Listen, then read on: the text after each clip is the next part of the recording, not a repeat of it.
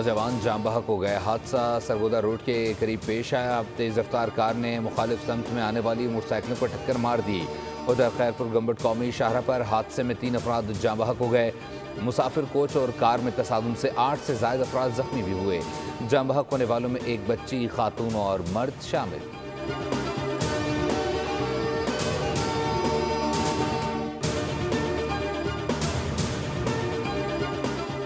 اور امریکہ نے ایرانی ڈرون نیٹ ورک پر پابندیاں عائد کر دیں۔ متحدہ عرب امارات اور چین کی کمپنیوں پر بھی پابندیاں عائد۔ امریکی محکمہ خارجہ کا کہنا ہے کہ ایران، عرب امارات اور چین کے 6 ادارے اور 2 ایرانیوں پر سنگین الزامات ہیں۔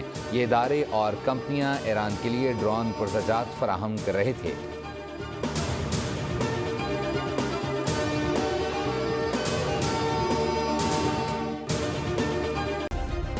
سبسکرائب کریں اور بیل دبائیں تاکہ کوئی خبر رہ نہ جائے۔